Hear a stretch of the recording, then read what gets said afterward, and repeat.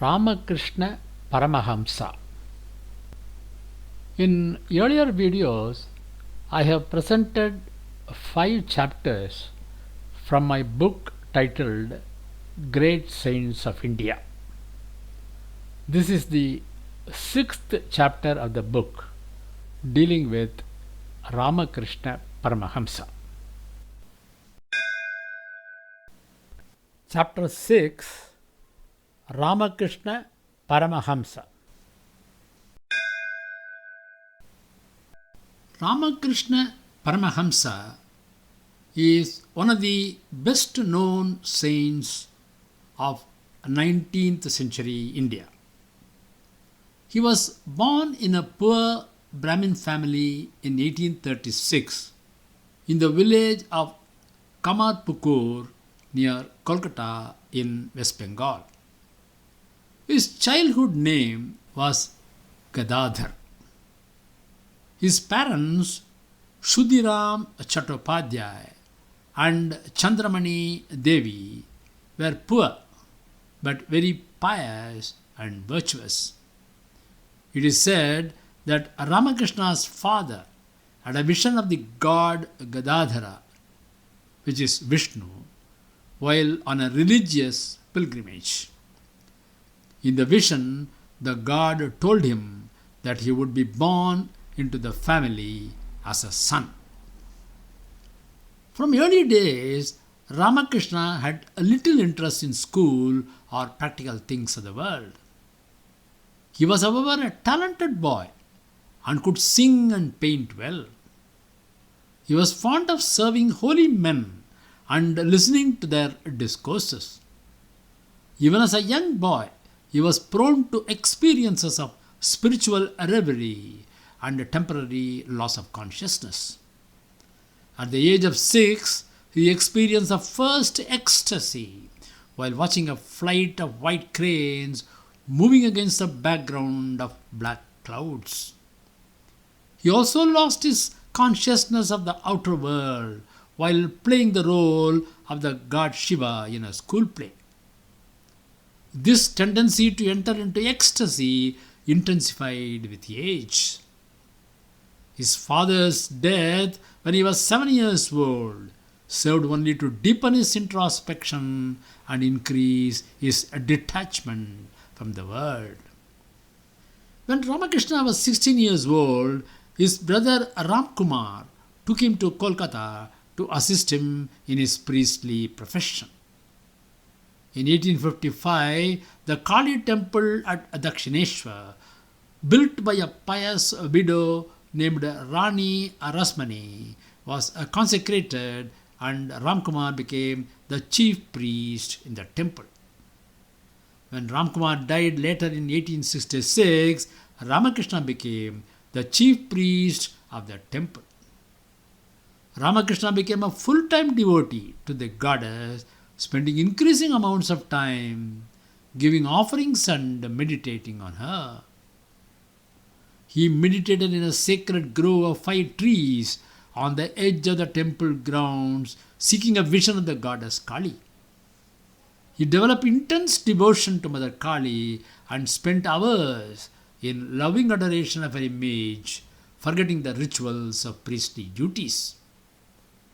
His intense longing culminated in the vision of Mother Kali as a boundless effulgence engulfing everything around him. Ramakrishna's behavior became more erratic as time passed. His relatives got worried and thought that his mental instability was a result of his celibacy. So they got him married to Saradamani, a girl from the neighboring village of Jayarambati. Unaffected by the marriage, Sri Ramakrishna plunged into even more intense spiritual practices.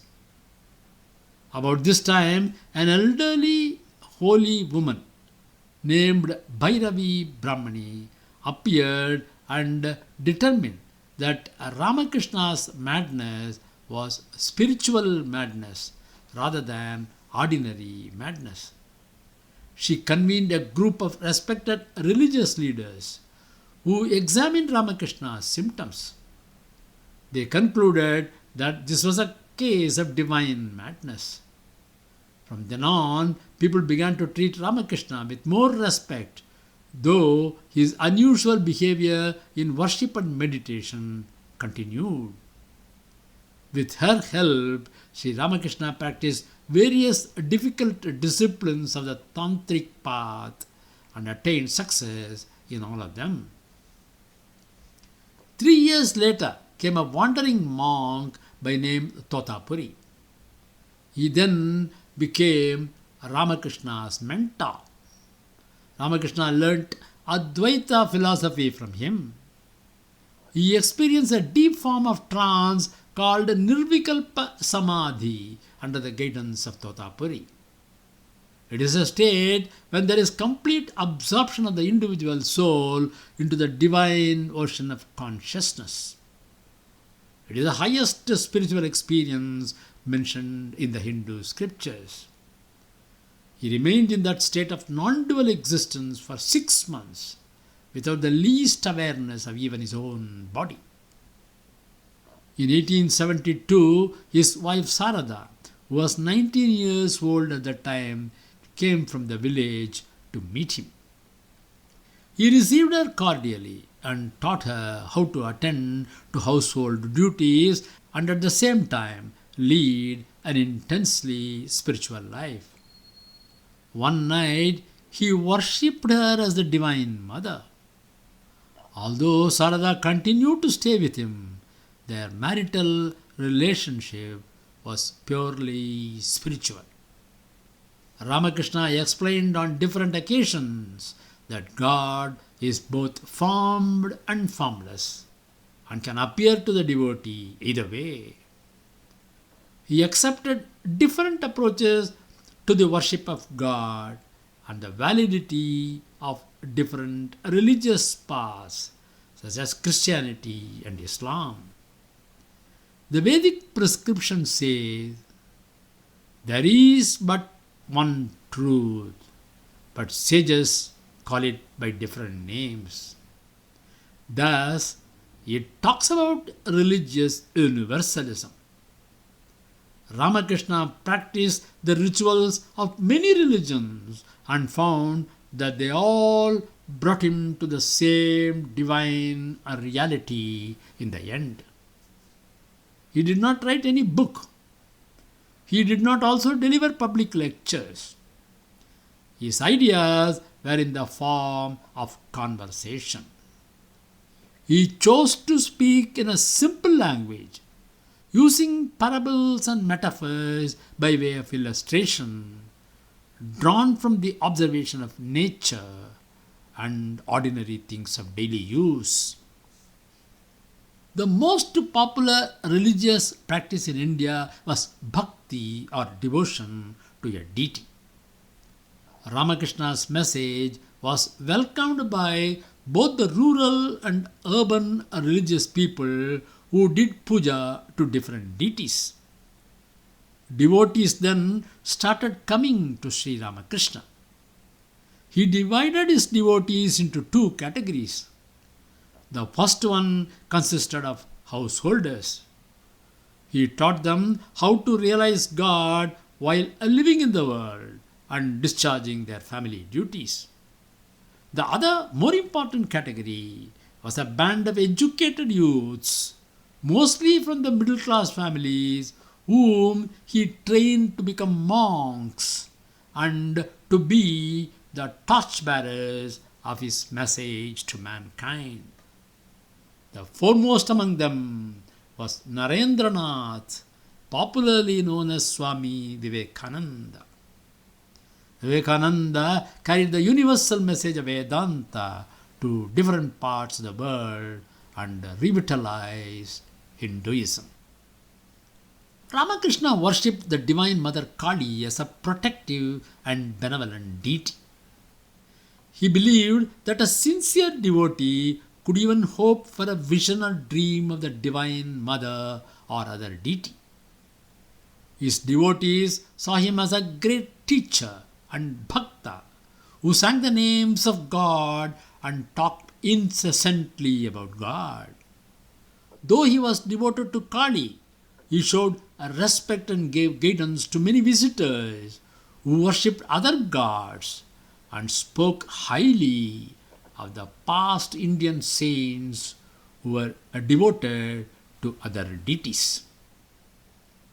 Ramakrishna's conversations were noted down by his disciple Mahendranath Gupta, who published them in the form of a book called Sri Sri Ramakrishna Kathamrita in Bengali. Its English rendering, named The Gospel of Sri Ramakrishna, was released in 1942. The intensity of his spiritual life affected the health of Ramakrishna, and he developed cancer of the throat in 1885. His young disciples nursed him day and night. He instilled in them love for one another and thus laid the foundation for the future monastic brotherhood known as Ramakrishna Mutt. He passed away on 16th August 1886, uttering the name of the Divine Mother. The Ramakrishna Mutt was set up by Swami Vivekananda based on the teachings of Sri Ramakrishna. It is a religious monastic order. The Ramakrishna Mission is its twin organization. The headquarters of Ramakrishna Mutt and the Ramakrishna Mission is at Belur Mutt in West Bengal. The Mutt and the Mission have many centers all over the world. There are also sub-centers and unaffiliated private centers all over the world, started by the devotees and followers of Sri Ramakrishna and Swami Vivekananda. I have also published an audio book on the subject. The link for the book titled Great Saints of India and the audio book are given in the description part of this video.